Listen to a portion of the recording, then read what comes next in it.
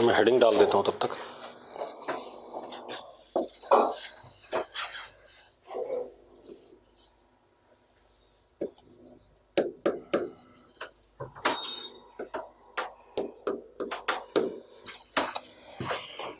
चलो भाई स्टार्ट कर लेते हैं, ठीक है। लिखो लिखो object on one side of slab. कैसा स्लैब है? पैरेलल स्लैब है, दिख रहा है आपको। Object on one side of slab observed from other side of slab. मतलब ऑब्जेक्ट एक साइड में है और उसको ऑब्जर्व किधर से कर रहे हैं? दूसरी साइड से। क्लियर है भाई? अरे क्लियर है, ठीक है। अब तो इमेज कहां बनेगी और ऑब्जेक्ट और इमेज के बीच में जो शिफ्ट आया वो कहां होगा, ठीक है, कितना होगा वो देखना है, ठीक है। अब मेरी बात सुनो। Suppose object is at this place, ठीक है। ऑब्जेक्ट यहां पर है। अब यहां पर देखो दो रिफ्रैक्शन होने वाले हैं। एक होगा इस फेस पे पहले और फिर बाद में इस फेस पे होगा। ऑब्जर्वर इधर है, ठीक है। इधर कौन है? ऑब्जर्वर।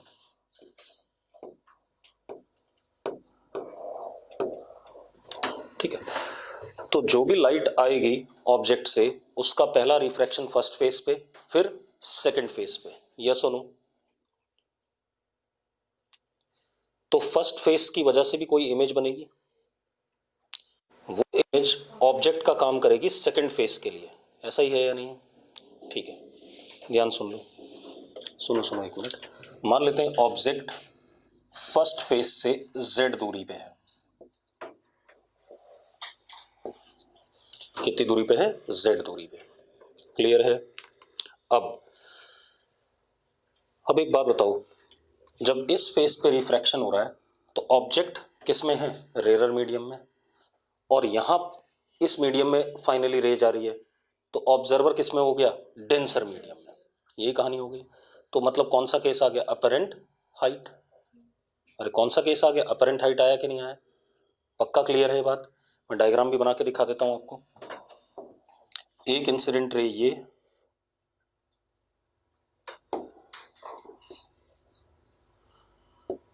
ये सीधी चली जाएगी। दूसरी इंसिडेंट रे ये, और ये हल्का सा बेंड हो जाएगी टुवर्ड्स नॉर्मल।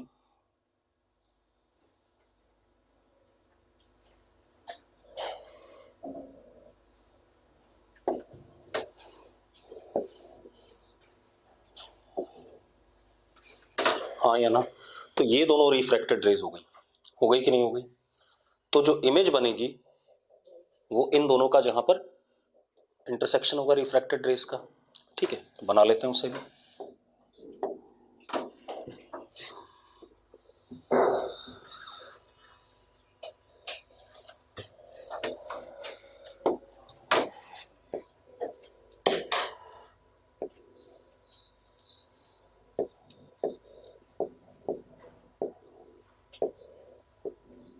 I1, यस सुनो, हाँ या ना?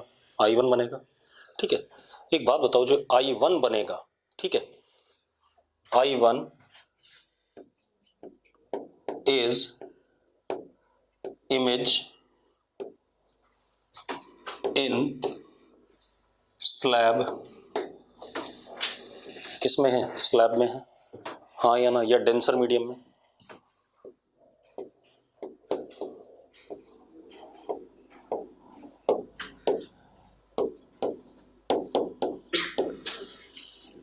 ठीक है। अब एक बात, तो अपरेंट हाइट वाला खेल हुआ कि नहीं हुआ?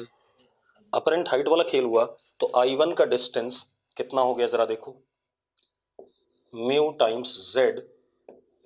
यहां से हुआ कि नहीं हुआ? जल्दी बताओ मुझे, म्यू टाइम्स z हुआ कि नहीं हुआ? अरे यस और नो? सबको क्लियर है बात? म्यू टाइम्स z, ठीक है। And this is what type of image? Virtual image.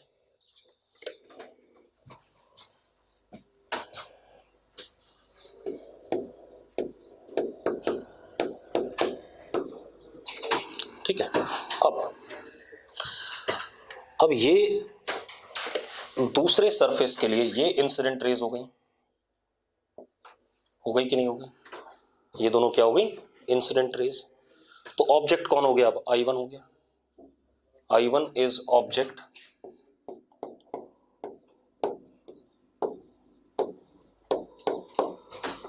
For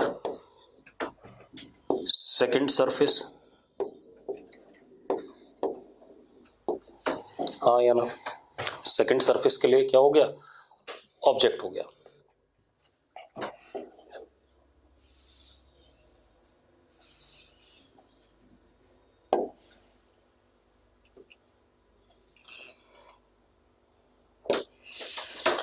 अब जरा देखो, एक इंसिडेंट रे ये है और एक इंसिडेंट रे ये है, ठीक है, इतनी बात। ये वाली इंसिडेंट रे सीधे चली जाएगी, कोई इशू नहीं से।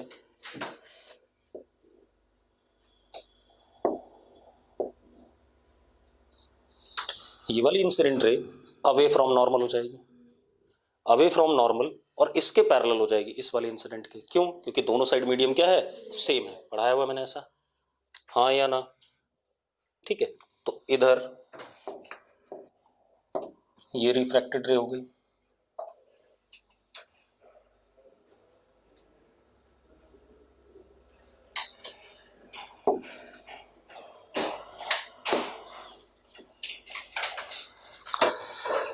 अब एक बात, तो इन दोनों का इंटरसेक्शन क्या बनाएगा? इमेज बनाएगा, ठीक है, इतनी बात।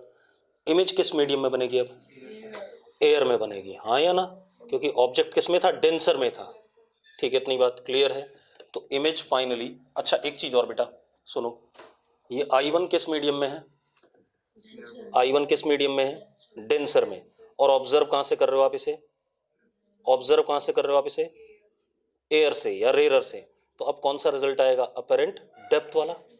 कौन सा वाला आएगा भाई? अपरेंट डेप्थ वाला, यस और नो? ठीक है। तो अब जरा देखो इमेज कहां बनेगी वो भी देख लेते हैं।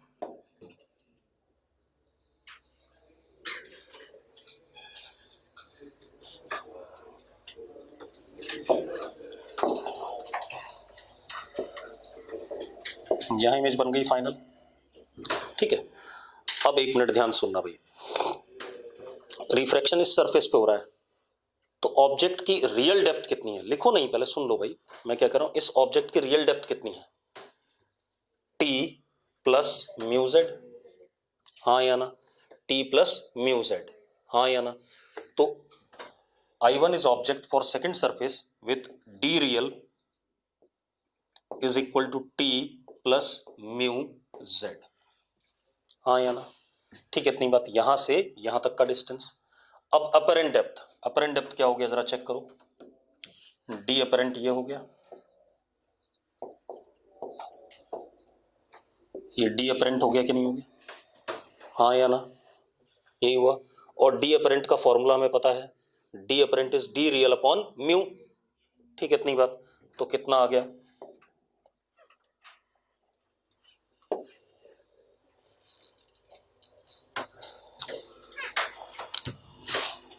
D apparent is d real upon mu, ठीक है, इतनी बात।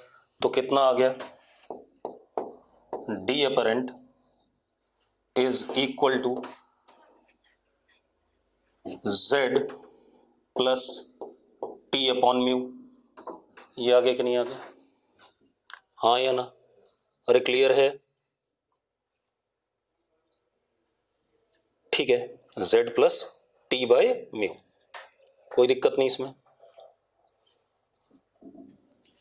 अब मुझे क्या बताना था? शिफ्ट बताना था, मतलब मुझे क्या बताना है? ओ आई, मुझे बाकी कुछ नहीं बताना था, ठीक है। मुझे क्या बताना? Shift that is O I is equal to, जरा देखो इस पॉइंट को अगर मैं ए कहता हूं तो A O minus A I, A O minus A I will be what? Shift, हाँ या ना? तो कितना हो गया? A O minus A I. अब shift is equal to what is A O? A O is T plus Z, हाँ या ना? तो कितना हो गया? T plus Z minus what is A I? A I is D apparent itself, D apparent is Z plus t by mu. ठीक है, इतनी बात। तो कितना हो गया? Z plus t by mu, z से जेड कट गया, shift is equal to t common 1 minus 1 upon mu. ये आ रहा है कि नहीं आ रहा है? हाँ या ना? अच्छा, ये ऑब्जेक्ट कैसा था? इनिशियल ऑब्जेक्ट कैसा था? रियल। और फाइनल जो इमेज बनी ये कैसी? वर्चुअल। किस में बनी? एयर में बनी, उस साइड वाले एयर में, इस साइड वाले एयर में नहीं है, ये भी ध्यान रखना, उस साइड वाले एयर में। क्लियर है? ठीक है भाई, हो गई इतनी कहानी। सबको क्लियर?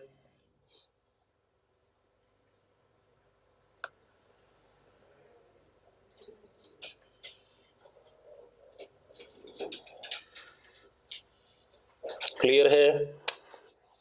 अब एक चीज लिखो, क्या शिफ्ट ऑब्जेक्ट के डिस्टेंस पे डिपेंड कर रहा है? स्लैब से ऑब्जेक्ट कितनी दूरी पर, इस पे डिपेंड नहीं कर रहा है। Depends only on what? Thickness of slab and refractive index of slab. तो लिखो जरा, लिखो shift do not depend on object distance from the slab. Shift do not depend on object distance from the slab. Clear है? ठीक, कोई issue इसमें? दूसरी चीज, depends only on thickness of slab and refractive index of slab. Depends only on thickness of slab and refractive index of slab. कोई दिक्कत है?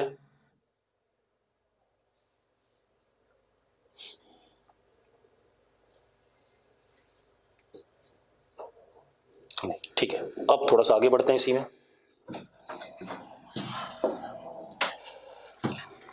अब अगर मैं मल्टीपल स्लैब्स ले लूं, क्या ले लूं? अच्छा, एक चीज और, इमेज किधर की तरफ शिफ्ट हुई? ऑब्जेक्ट रियल था तो किधर की तरफ शिफ्ट हुई? राइट की तरफ, टुवर्ड्स द स्लैब, राइट की तरफ, ऐसा कह सकते हैं। ठीक है, चलो कोई बात नहीं। अब मैं मल्टीपल स्लैब ले रहा हूं यहां पर, ध्यान से देखना।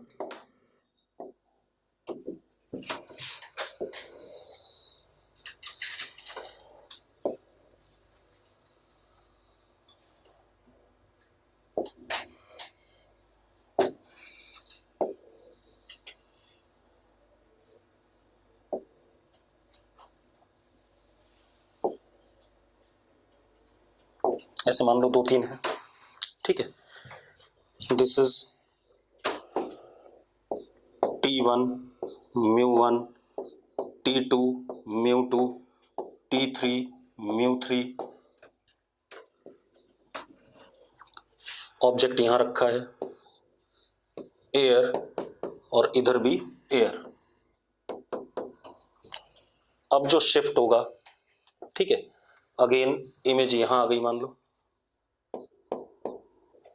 ठीक है, दिस मच इज शिफ्ट। अब जो शिफ्ट होगा, ठीक है, इतनी बात, शिफ्ट इज, पहले स्लैब का शिफ्ट कितना, अगर मैं डिराइव कराना चाहता हूं तो मैं डिराइव भी कर दूंगा, ठीक है, जैसे हमने अपरेंट डेप्थ वाला डिराइव किया था कि मल्टीपल स्लैब्स हो जाएं तो क्या होगा। तो शिफ्ट क्या हो गया आपका? T1 1 माइनस 1 अपॉन μ1 प्लस T2 1 minus 1 upon μ2, T3 1 minus 1 upon μ3। तो मैं इसको ऐसे लिख देता हूं, ज्यादा अच्छा रहेगा, summation Ti 1 minus 1 upon μi, i equal to 1 to n। कोई दिक्कत है इसमें? अगर किसी को डाउट हो तो बता देना यार। है डाउट किसी को इसमें? अगर डाउट होगा तो बोलना भाई। नहीं है, ठीक है, आप करके देखोगे यही रिजल्ट आ जाएगा। ठीक है, इतनी बात। अब एक काम और करते हैं, यहां पर स्लैब्स एक दूसरे के साथ सटे हुए लगे हैं, ठीक है, इतनी बात। अब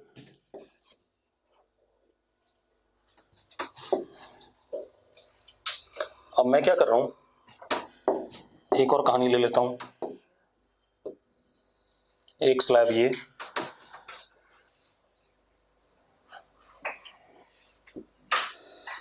एक स्लैब ये,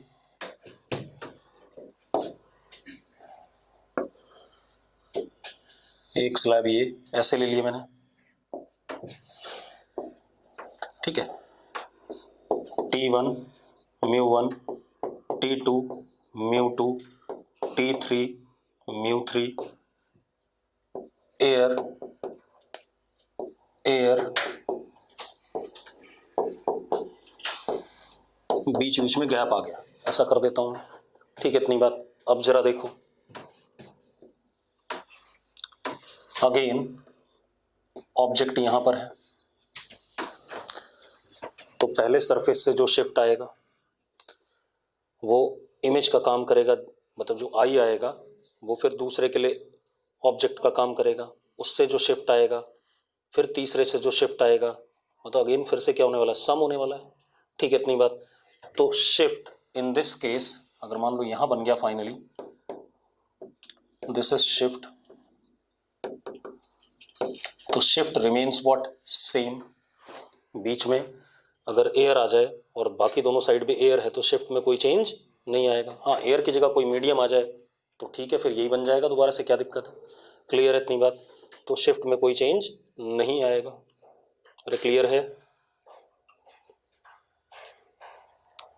कोई डाउट हो तो बता देना भाई। मिहित कह रहा है क्यों नहीं आया, तूने करके देखा है? मतलब अगर तू डिराइव कर ले दो स्लैब का, एक बार दो स्लैब का ऐसा वाला कर ले और एक बार दो स्लैब का ऐसा वाला कर ले, अगर रिजल्ट सेम आएगा तो अपने आप आ जाएगा, ठीक है, इतनी बात। पहले वाले में भी तो यही कर रहे हैं, मैं मान लेता हूँ बहुत थोड़ा सा सेपरेशन है दोनों के बीच में, तो पहले का शिफ्ट प्लस दूसरे का फिर तीसरे का, ऐसे ही करा मैंने, ठीक है, इतनी बात। वो तो मैं किसी भी तरीके से कर लूँ। अरे क्लियर है, ठीक है। अब एक और चीज, एक और देख लेते हैं बेटा, हटा दें इसे। अब अगर मैं इनको डिराइव करूंगा तो लेक्चर खत्म हो जाएगा जल्दी और कुछ नहीं होगा, तो लेक्चर नहीं खत्म होगा, समय खत्म होगा जल्दी, एग्जाम में यूज करने को आने वाला है, डिराइव करने को नहीं आने वाला है। अब क्या कहानी भाई, एक और केस देखता हूं मैं इसी में।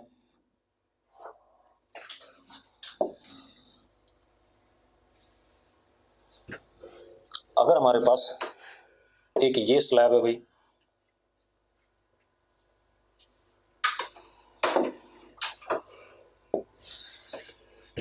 ठीक है, ये x इक्वल टू 0 है, ये x इक्वल टू t है,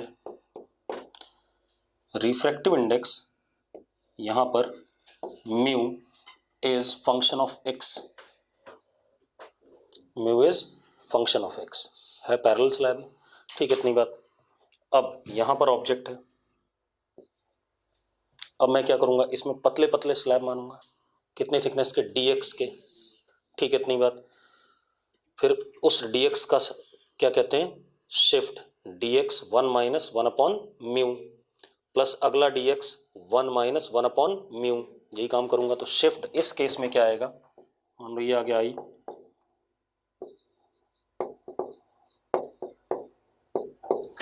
कितना आएगा, shift is equal to integration 1 minus 1 upon mu into dx, x equal to 0 to what, t। हाँ या ना, सेम चीज कर रहे हैं, ठीक है भाई। अरे क्लियर है,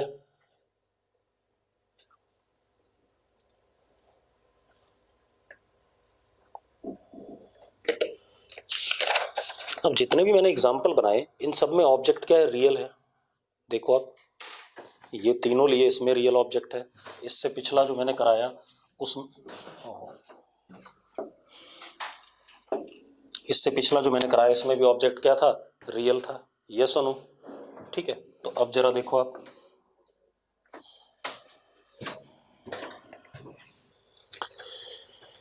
एक काम और समझ लेते हैं।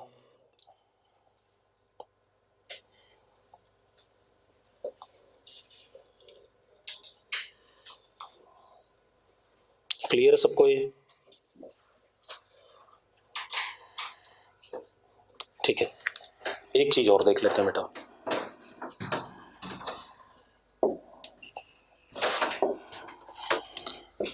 मान लो ये स्लैब है,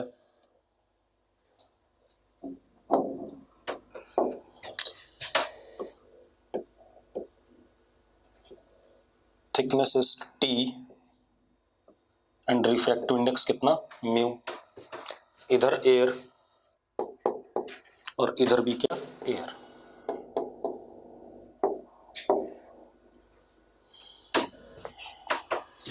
अब इस पे इंसिडेंट लाइट पड़ रही है स्लैब पे, इस साइड से। कैसे पड़ रही है?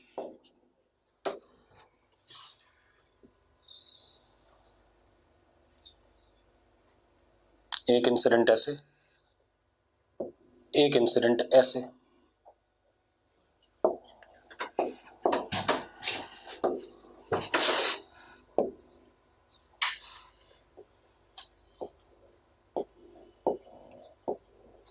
ठीक है, अब जरा देखो ऑब्जेक्ट एक्चुअल में है कहाँ, दैट इज वर्चुअल ऑब्जेक्ट। ठीक है, देख लेते हैं कहाँ है। इसको पीछे प्रोड्यूस कर दो।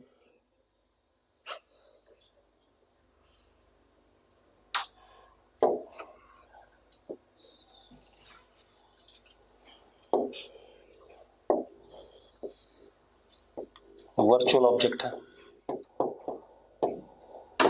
हाँ या ना? अब आपने ये बताना है कि इस केस में शिफ्ट कितना होगा और किधर होगा, ऑब्जेक्ट के राइट में होगा या ऑब्जेक्ट के लेफ्ट में होगा। आपने क्या बताना है?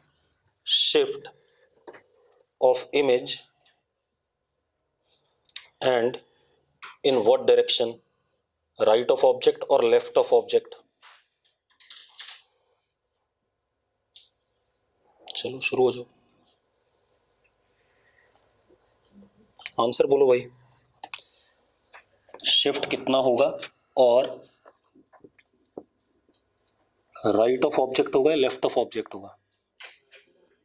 आदित्य ने लेफ्ट बोला है,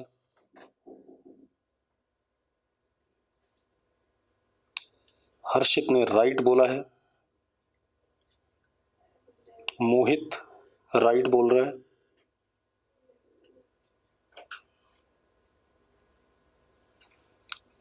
अदिति बत्रा लेफ्ट बोल रही है, सूर्या लेफ्ट बोल रहा है।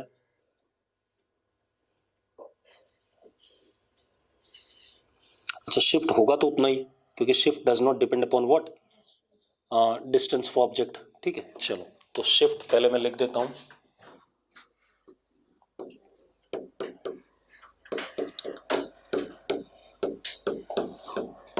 शिफ्ट में कोई फर्क नहीं पड़ा, क्योंकि एक छोटा सा सवाल मैंने बनाया और उसी में आप कबाड़ा कर गए सारे के सारे। अब जरा देखो एक minute, this is normal, light will bend towards normal, फिर ये वाला नॉर्मल। अब जरा देखो इसके पैरेलल आना चाहिए,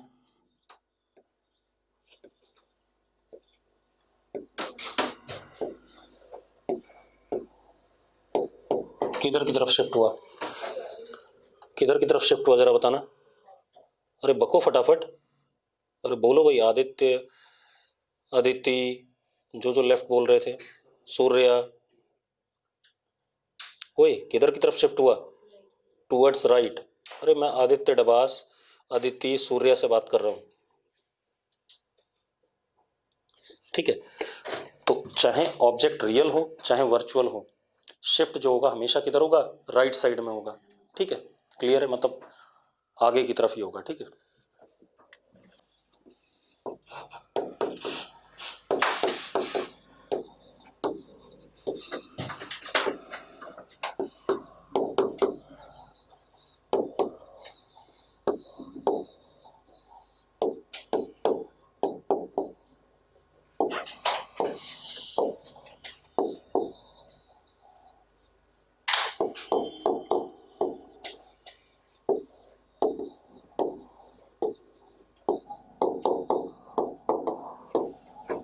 इतनी बात हो गई,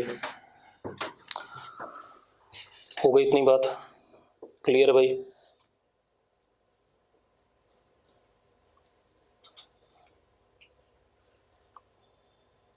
अरे यस और नो? एक्चुअल में जो ये ऑब्जेक्ट है, पहला रिफ्रैक्शन जब हो रहा है तब ये किस में है? रेयर में है। ठीक है, इतनी बात। इसको देख कहाँ से रहे हैं? डेंसर से। तो पहला तो अगेन क्या होगा? अपरेंट हाइट होगा। उसका दूसरा क्या होगा? अपरेंट डेप्थ होगा। ये इंसिडेंट रेज ये है ना, तो this object is in air of this side. ये ऑब्जेक्ट जो ओ वर्चुअल लिखा है ये यहां पर, और ये इमेज कैसी है? निकम्मो, इमेज रियल है यहां पर। जब ऑब्जेक्ट वर्चुअल है तो इमेज क्या आ रही है? रियल। और जब ऑब्जेक्ट रियल था तो इमेज क्या आ रही थी? वर्चुअल। यहां पर ये बात ट्रू हो रही है। ठीक है, इतनी बात। तो आप ये भी लिख सकते हो, in this case for parallel slab, if O real then I virtual, plane mirror वाली कहानी। if O virtual then I real। बढ़िया चीज बन रही कि नहीं बन रही? क्लियर है? अभी और भी चीजें करेंगे इस पे। अब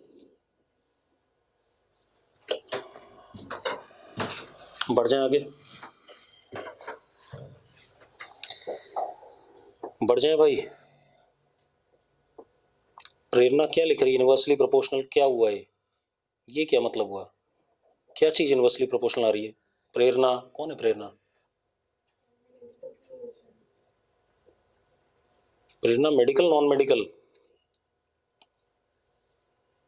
हाँ, तो लिखना क्या चाहती है? इनवर्सली प्रोपोर्शनल का क्या मतलब हुआ यहाँ पर?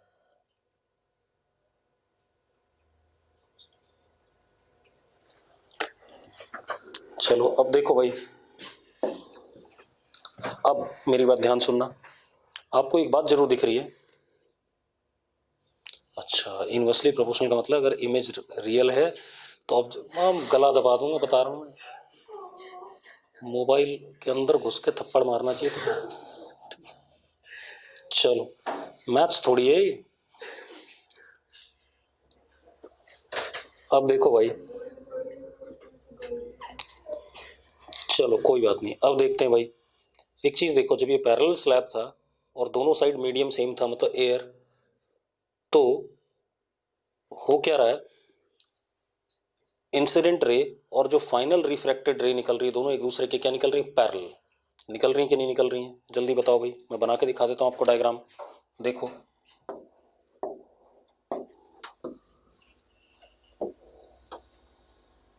ये हमारे पास पैरेलल स्लैब है। ठीक है, इतनी बात। इसकी थिकनेस कितनी? टी।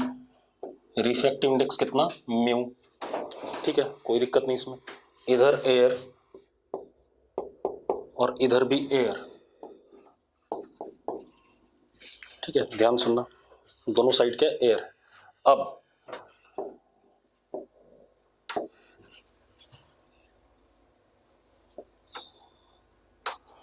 ये नॉर्मल है मान लो। अब जरा देखो, यहां पर इंसिडेंट रे ऐसे, ठीक है, इंसिडेंट रे ऐसे, angle of incidence is I. ठीक है, अब जरा देखो, light will bend towards normal, क्योंकि क्या है? डेंसर मीडियम है। ठीक है, ये हमारा रिफ्रैक्टेड रे। ये एंगल कितना? आर।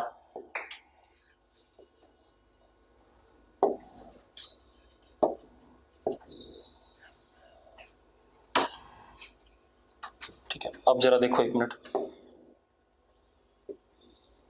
यहां भी नॉर्मल।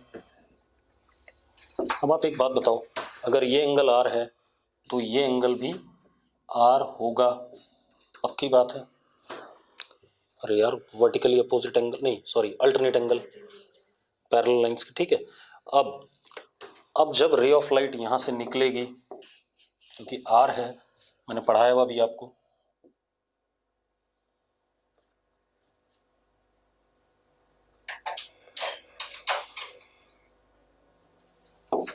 ऐसे निकलेगी कि नहीं निकलेगी, हाँ या ना। अरे तुम अभी तक मैं खाली था तब तक आया नहीं, अब मैं क्लास में हूँ भी, ठीक है। अब सुनो भाई, अब क्या कहानी है,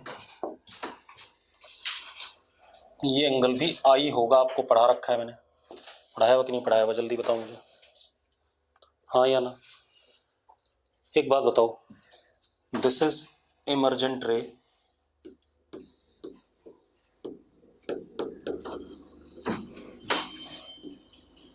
and this is incident ray,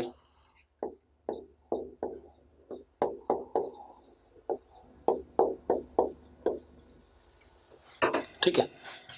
incident ray parallel to emergent रे, पक्का ही बात क्लियर है कि नहीं, सबको क्लियर है ना, ठीक है। अब जरा एक चीज देखना, पैरेलल तो है लेकिन क्या कोलिनियर है, मैं क्या पूछ रहा हूं, पैरेलल तो हैं दोनों लेकिन क्या कोलिनियर हैं, नहीं है कोलिनियर। कोलिनियर मतलब एक के ऊपर एक तो नहीं है, कोलिनियर यही होता है, ठीक है।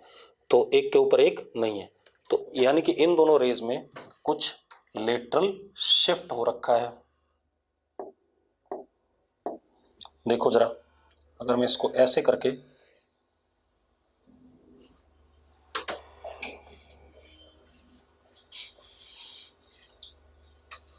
ये येलो वाला और ये व्हाइट वाला एक दूसरे के क्या है, पैरेलल है, ये सुनो, ठीक है, इतनी बात। तो अब जरा देखो एक मिनट, अगर मैं यहां से इस पे परपेंडिकुलर ड्रॉप कर दूं,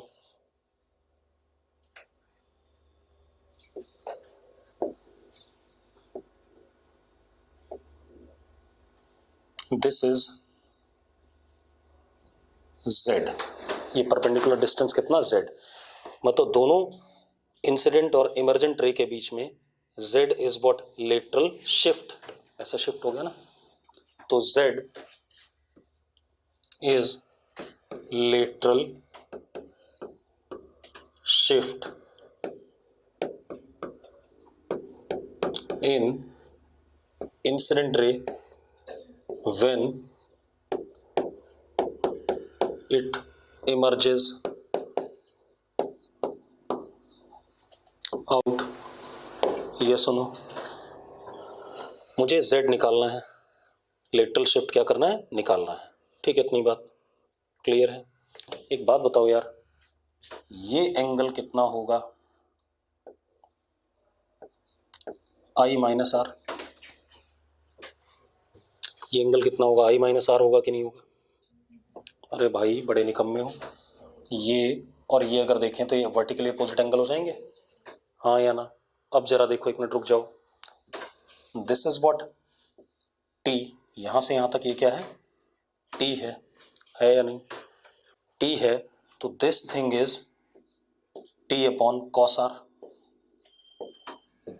ये वाला hypotenuse t upon cos r होगा या नहीं होगा, अरे चेक कर लो भाई, जो मैं कैलकुलेट कर रहा हूँ मैं सही कर रहा हूँ कि नहीं कर रहा हूँ। This would be t upon cos r using this right angle triangle, base t है तो hypotenuse t upon cos r. अब सुनो भाई, अब जो z होगा, अब ये बड़ा वाला ट्राइंगल येलो वाला और ये ऐसे, इसको देखो तो z क्या हो जाएगा, t upon cos r sine आई माइनस आर, ये सुनो, हाँ या ना, पक्का ठीक है, चलो ये आ गया हमारे पास।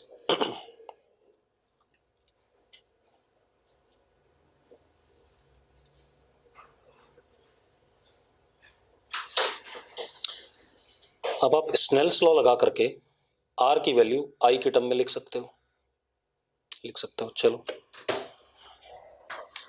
गायब करूं इसे,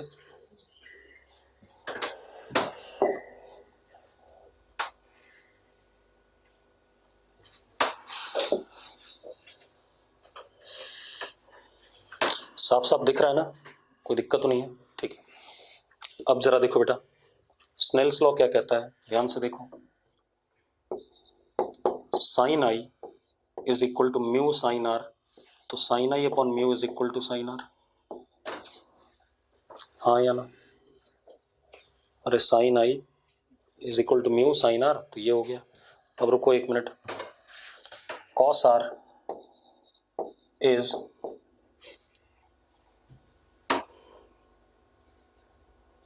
under root mu square minus sine square I upon mu, ये भी लिख सकता हूं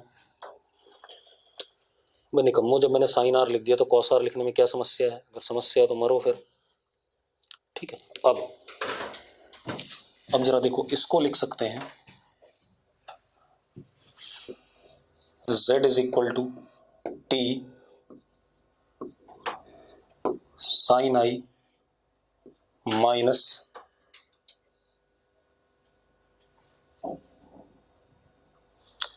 कॉस आर कट गया, कॉस आई साइन आर, यानी कि टैन आर, हाँ या ना? हाँ या ना? अरे भाई कुछ नहीं करा मैंने, साइन ए माइनस बी का फॉर्मूला और नीचे वाले से डिवाइड कर दिया, अपने आप आ गया। तो z is equal to T sine I minus cos I, अब टेन आर कितना बेटा, दिस अपॉन दिस, तो टेन आर क्या हो जाएगा, साइन आई अपॉन दिस,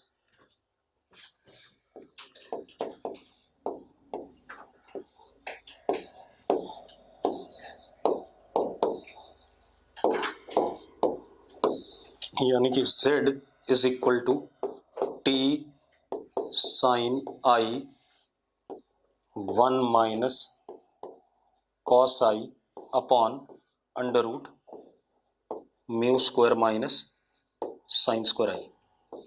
ये आ जाएगा कि नहीं आ जाएगा? चेक करो भाई, ये आएगा कि नहीं आएगा, हाँ या ना? ठीक है।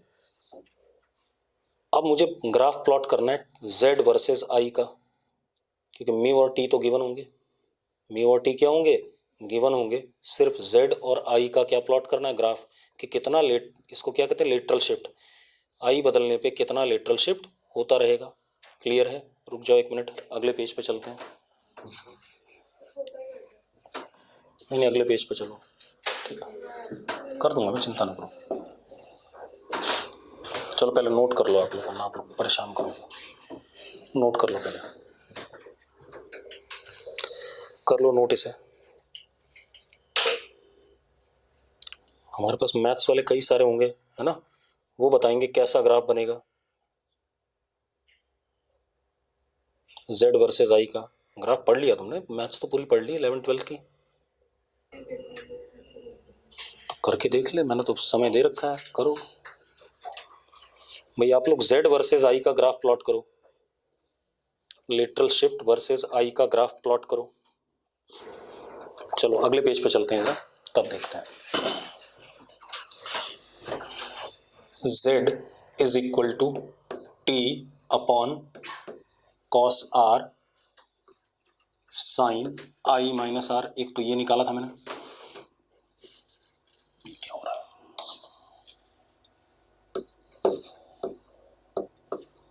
और एक निकाला था z is equal to T sine I, आगे क्या था बेटा बताओ, 1 minus cos I upon under root mu square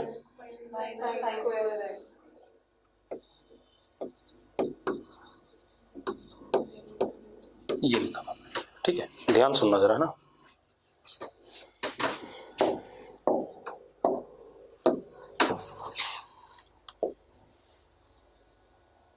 ये हमारे पास स्लैब था, ठीक है, ये हमारा नॉर्मल,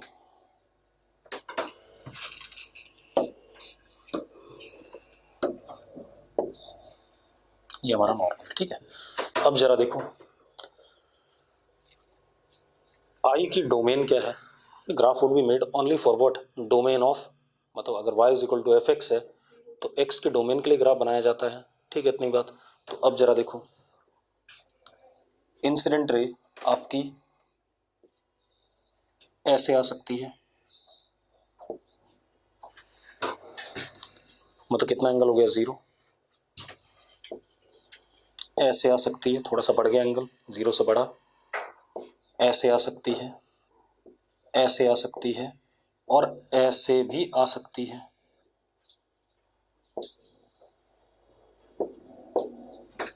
हाँ या ना?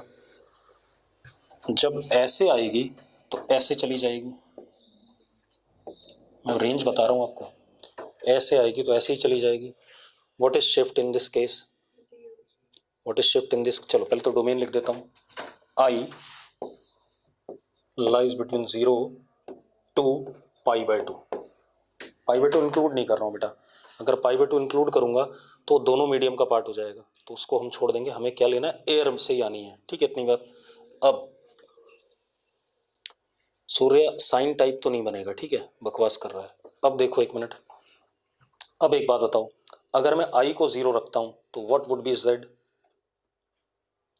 आई को 0 करता हूं, ये भी 0 ये भी 0, तो न्यूमरेटर क्या हो गया? 0 हो गया। तो z क्या हो जाएगा? 0। तो सही बात है, ऐसे ही चला गया, कोई लिटरल शिफ्ट नहीं आया, कोलिनियर चलेगा। अब एक बात बताओ, जब ये ऐसे आया तो कहीं से ऐसे निकलेगा कि नहीं निकलेगा? क्योंकि नॉर्मल के साथ इमर्जेंट एंगल और इंसिडेंट एंगल दोनों क्या होते हैं? सेम होते हैं। हाँ या ना? अरे यस और नो? तो एक बात बताओ, यानी कि शिफ्ट कितना हो गया? T. Lateral shift is what? T. जरा एक काम करो, आई को π/2 डाल दो यहाँ पर, आई को π/2 डालो, ये टी हो गया, और ये π/2 डालते ये क्या हो जाएगा? 0 हो जाएगा। तो टी आ गया कि नहीं आ गया? ठीक है, इतनी बात। तो जो हमारा रेंज है that is from 0 to t. z की वैल्यू 0 से t के बीच में वेरी कर रही है, और i की वैल्यू 0 से 90 के बीच में वेरी कर रही है, ठीक है। चलो अब ग्राफ बना लेते हैं पहले एक बार।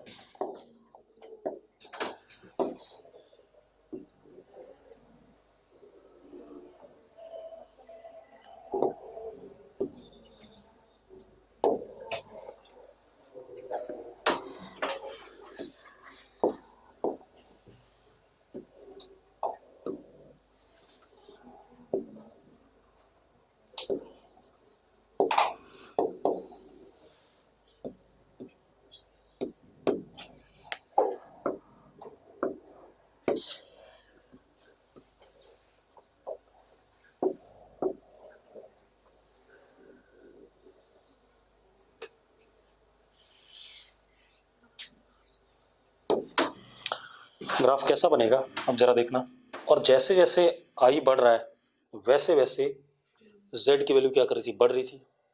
बढ़ रही थी या नहीं बढ़ रही थी? ठीक है, मैंने ग्राफ प्लॉट कर दिया, मुझे आता है तो मैं प्लॉट कर रहा हूँ।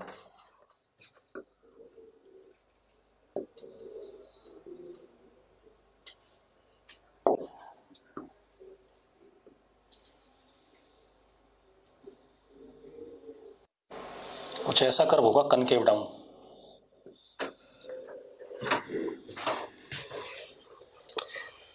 कुछ ऐसा कर्व कनकेव डाउन।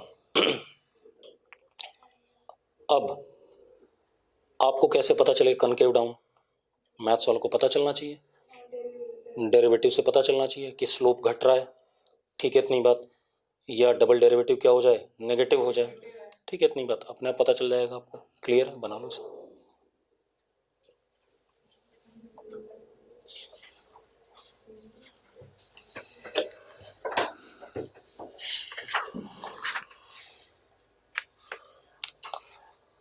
ये बोर्ड में भी पूछा गया लेटरल शिफ्ट, ठीक है, तो ध्यान रखना निकालना कैसे है, ठीक है।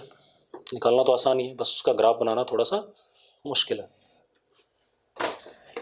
हो गया भाई, आगे बढ़े। 2 क्वेश्चन कर लेते हैं, उसके बाद अगले टॉपिक पे आते हैं।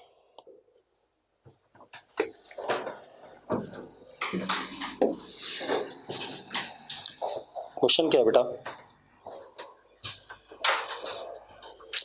हमारे पास एक वेसल है, सिलिंड्रिकल वेसल,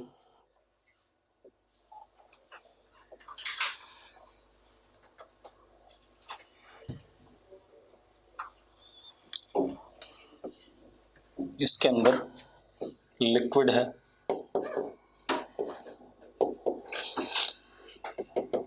इसको हमने y इक्वल टू 0 कह दिया, इसके नीचे y, ऐसा कुछ। ठीक है, इतनी बात क्लियर है। जो लिक्विड का रिफ्रैक्टिव इंडेक्स है बेटा, दैट इज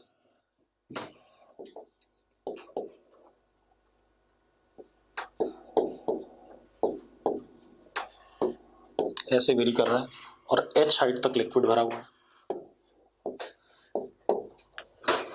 ठीक है, ऑब्जेक्ट यहां पर है बॉटम पे, ऊपर एयर और आई देखने वाला। ठीक, इतनी बात। तो अपरेंट डेप्थ ऑफ ऑब्जेक्ट,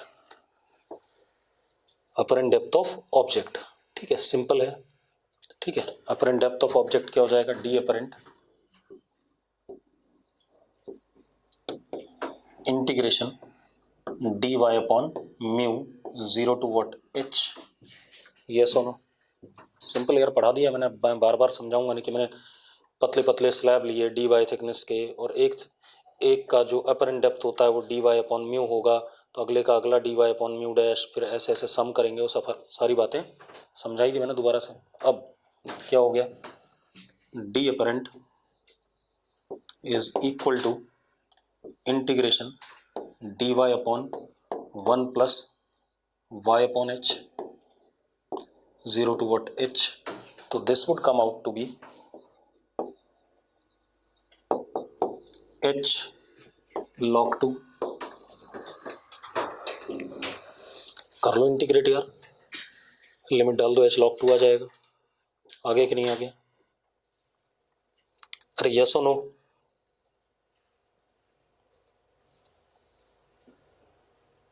बको यार।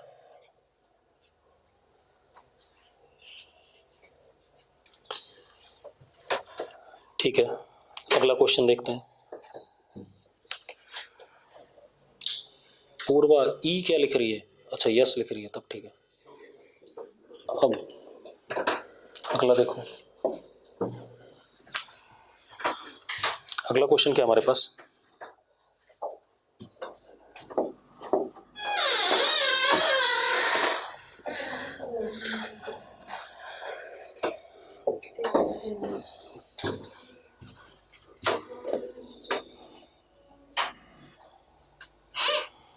अगला क्वेश्चन क्या है हमारे पास, एक सिलिंड्रिकल वेसल है बेटा, पहले मैं वेसल बना रहा हूं।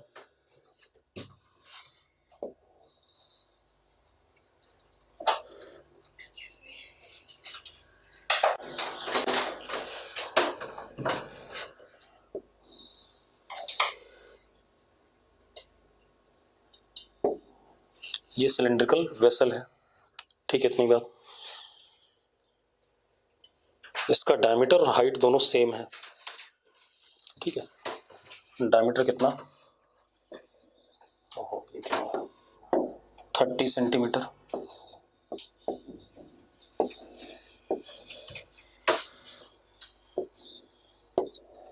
हाइट भी इसका कितना, 30 सेंटीमीटर।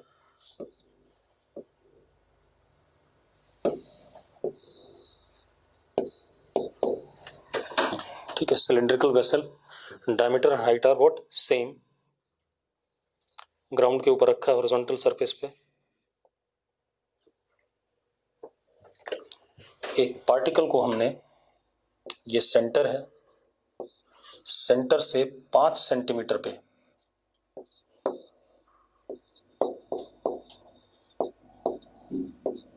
एक पार्टिकल रख दिया हमने, सेंटर से कितने पे, 5 सेंटीमीटर पे हमने पार्टिकल रख दिया, ठीक है।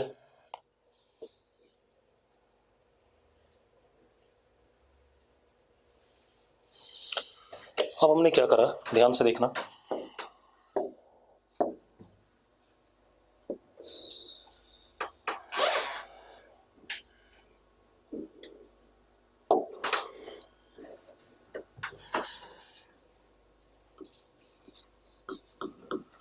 आदमी ने आंखें कुछ ऐसे रखी, आंखें कुछ ऐसे रखी कि उसे ये कोना दिख रहा है, बाकी कुछ नहीं दिख रहा है।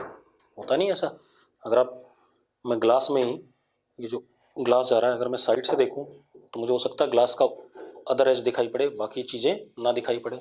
तो उसने क्या करा, ऐसे देख रहा है कि उसे ये वाला कोना दिख रहा है, बाकी ये चीज़ें नहीं दिख रही। क्लियर है इतनी बात? ठीक। तो क्या लिखा हुआ है कि eye is placed at a position such that edge of bottom is just visible. ठीक है। अब वो क्या कह रहा है, कितने हाइट तक इस वेसल में पानी भरा जाए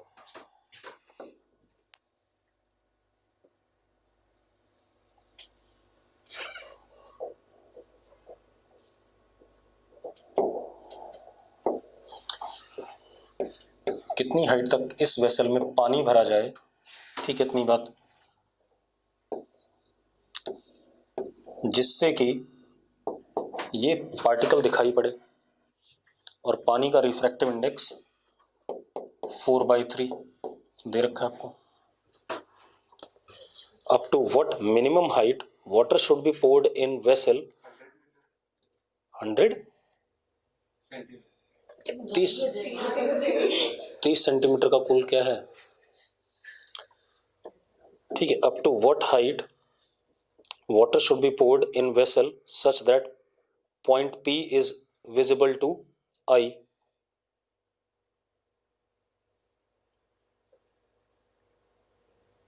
आसान सा है, कोई दिक्कत नहीं है। देखो मैं बता देता हूँ। अरे पॉइंट P दिख रहा है, यही तो सवाल है, और तो कुछ करना ही नहीं, उसे P को देखना है। वो आप डिसाइड करो कैसे। देखो दिखेगा कब, जब ऑब्जेक्ट से रिफ्रैक्टेड रे आई में जाएगी, तभी उसकी क्या दिखाई पड़ेगी, इमेज दिखाई पड़ेगी। अरे यस और नो, जब तक रिफ्रैक्टेड रे आंखों में नहीं जाएगी तब तक दिखाई नहीं पड़ेगा।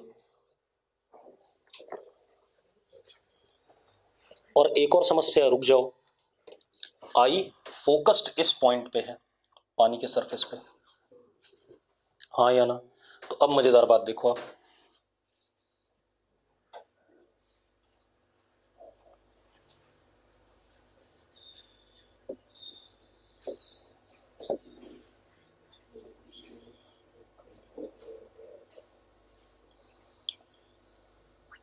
ये incident ray, angle of incidence I, and this is angle of refraction which is 45 degree. रुको निकम्मो, दिस इज 45 क्योंकि ये 45 है, ये 40, सारे 45 है, हाँ या ना? तो अब जरा देखो, ये रिफ्रैक्टेड रे हो गई, तभी दिखाई पड़ेगा इसे। अब दिखाई पड़ेगा कि नहीं दिखाई पड़ेगा, हाँ या ना? अब हम आई निकाल लें, आसानी से आ रहा है। तो sine i into 4/3 is equal to sine r 1/√2। तो sine I is equal to 3/4√2। ये आ गया भाई, क्लियर है इतनी बात? अब आप एक चीज देखो यार, रुक जाओ,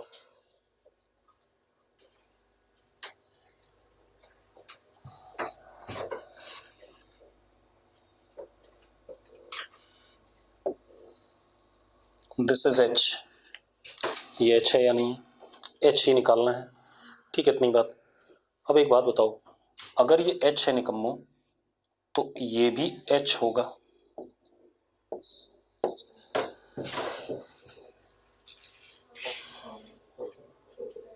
बिल्कुल होगा भाई, ठीक है, इतनी बात।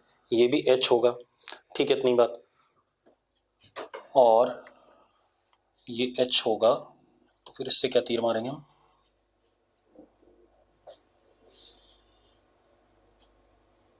अब मुझे कैलकुलेट करना है भाई, मुझे साइन आई पता है, ठीक है, इतनी बात। ये एंगल मुझे पता है, इससे क्या मिलेगा, सोचो भाई, और क्या कर सकते हैं?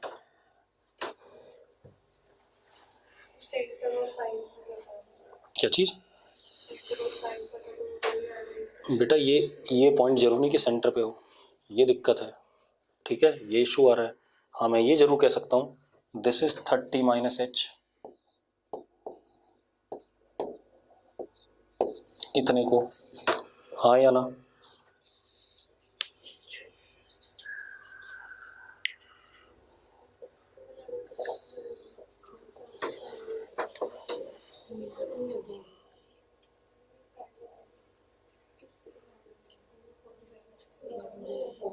अच्छा, एक चीज पता चल गई, देखो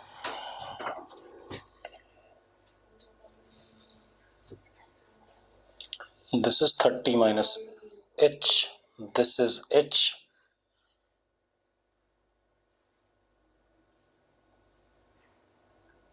ये नहीं पता चल रहा ना, ये गायब कर रहा मैं। बोलो भाई कैसे करेंगे?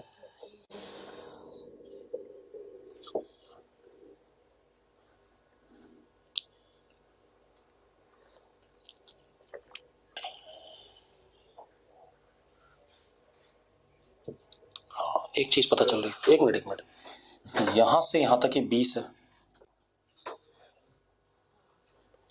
अरे भाई यहां से यहां तक क्या 20 है? हाँ या ना? क्यों? क्योंकि ये सेंटर से 5 इधर था, तो यहां से लेकर के यहां तक क्या 20 है, तो ये चीज कितनी हो गई? इसको मैं z ले रहा हूं, z is 20 minus 30 minus h, तो this comes out to be z is equal to h minus 10। अब हो गया खेल खत्म। z is what? h minus 10 आ गया। अब जरा देखो, मुझे h चाहिए, साइन आई आपको पता है, परपेंडिकुलर आपको पता है, आपको क्या चाहिए? बेस चाहिए। ठीक है, इतनी बात h के टर्म में आएगी, अब तो क्वाड्रेटिक बन जाएगी। चलो देखो, अब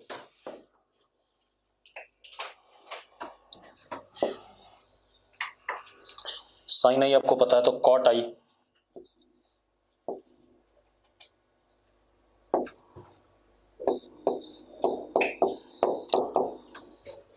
परपेंडिकुलर अपॉन हाइपोटेनस, तो cot i is what? Base upon perpendicular, तो बेस कितना? अंडर रूट हाइपोटेनस का स्क्वायर माइनस दिस, तो 16 इंटू 2 32, 32 माइनस 9 20, 30, 32 माइनस 9 23 अपॉन 3, ये कॉट आई आ गया कॉट आई। अब कॉट आई किसके बराबर? Under root 23 upon 3 is equal to base that is upon h upon z that is h minus 10, दोनों side squaring कर दो,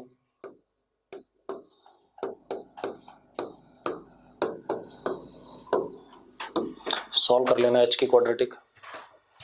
ठीक है, 26.7 आ जाएगा। ठीक है भाई, अरे क्लियर है? h इज इक्वल टू, मैं सॉल्व भी कर देता हूँ,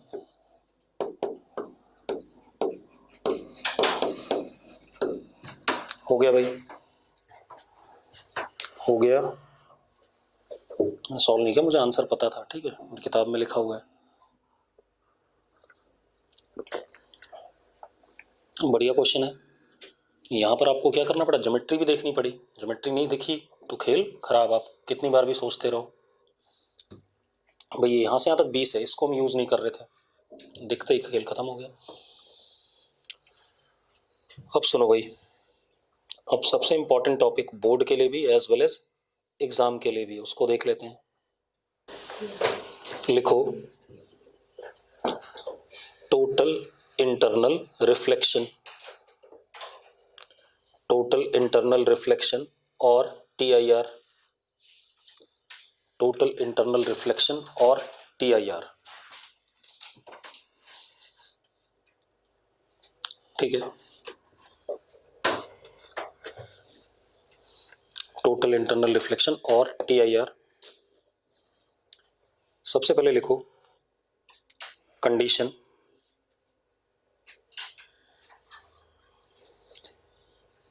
इट इज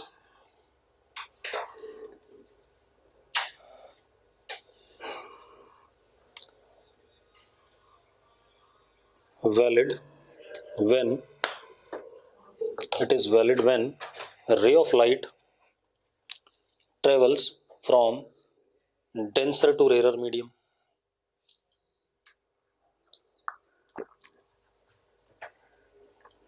भाई सोचना ही तभी है जब लाइट डेंसर से किधर जा रही हो? रेयर में जा रही हो, अदरवाइज आप इसके बारे में सोचोगे भी नहीं। क्लियर है? ठीक है, अब पहले मैं समझा दूं कैसे।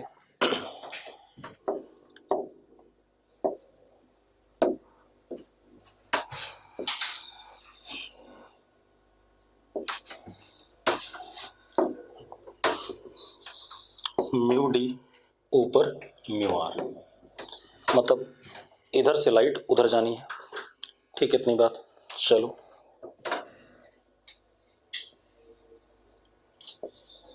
ये सोर्स ऑफ लाइट है मान लेते हैं। ठीक है, ध्यान सुनना।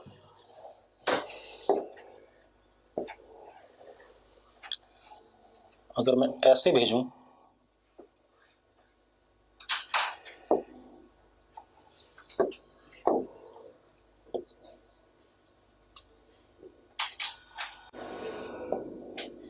ऐसे ही चला जाएगा। आई जीरो तो आर भी क्या जीरो।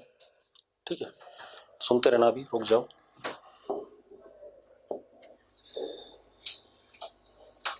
इस एंगल पे भेज सकता हूं। ठीक है, इस एंगल पे भेज सकता हूं।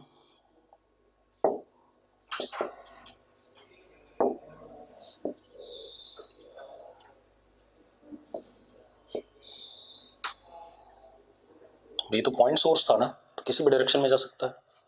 सुनते रहना भी, लिखो नहीं कुछ भी।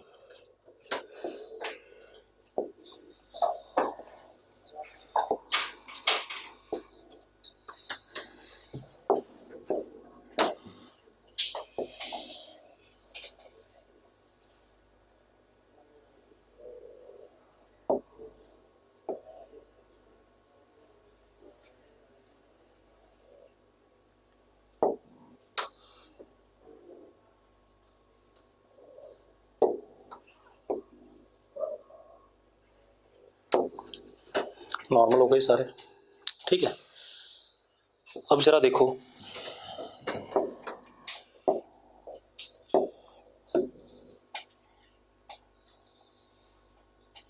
हल्का सा अवे फ्रॉम नॉर्मल, हाँ या ना। अगला वाला अवे फ्रॉम नॉर्मल, हाँ या ना। ठीक है, और ज्यादा अवे होगा ना। ठीक है, ये वाला भी अवे होता गया, ऐसे भी हो सकता है, क्योंकि एंगल आर हमेशा एंगल आई से क्या होगा, बड़ा होगा। ठीक है, इतनी बात। और ये वाला भाई अगर ऐसा हो गया तो उसके बाद ये situation,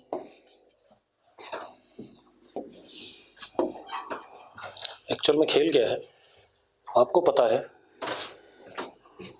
mu d sine I is equal to mu r sine r. क्योंकि म्यू आर छोटा है तो आर क्या होगा, बड़ा होगा। किससे, आई से। अरे हाँ या ना, आई से हमेशा आर क्या होगा, बड़ा होगा। मान लो आई मैंने 15 डिग्री रखा, आर 30 आ गया। आई मैंने 30 रखा, आर 80 आ गया। आई मैंने 40 रखा और आर क्या आ गया, 90 आ गया। आ सकता है। ठीक है, इतनी बात क्लियर है। क्योंकि आर क्या कर रहा है, ज्यादा बड़ा है किससे, आई से। वो डिपेंड करेगा म्यू आर और म्यू डी की वैल्यू पे। तो अब जरा देखो एक मिनट, इस रीजन में यहां से लेके यहां तक तो क्या हुआ, रिफ्रैक्शन। अब ऐसा नहीं कि इस दौरान रिफ्लेक्शन नहीं होता, लेकिन वो होता है पार्शियल रिफ्लेक्शन। थोड़ा बहुत अंदर ही रह गई, ज्यादातर बाहर चली गई, रिफ्रैक्शन डोमिनेट कर गया।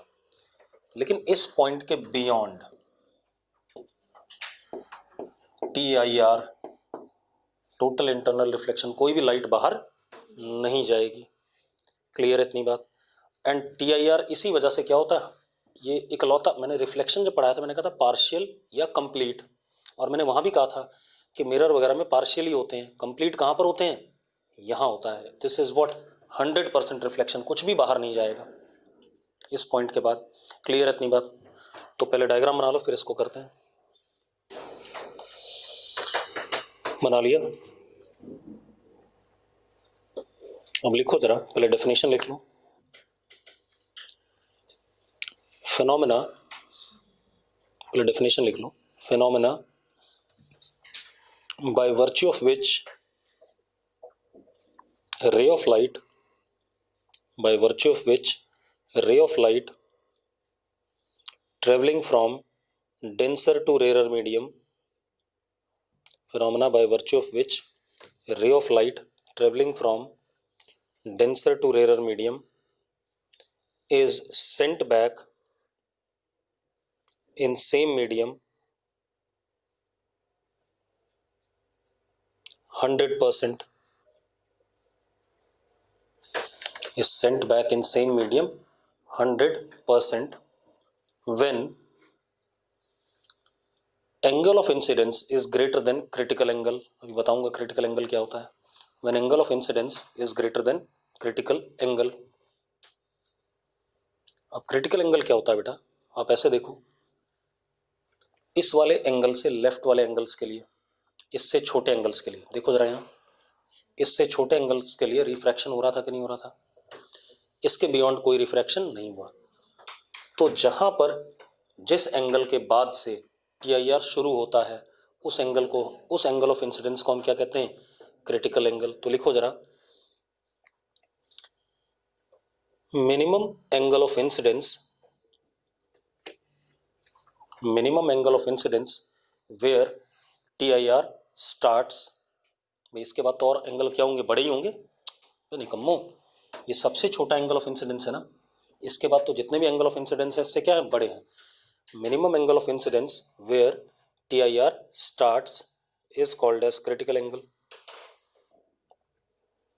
is called as critical angle। कल बात करेंगे इसको, ठीक है।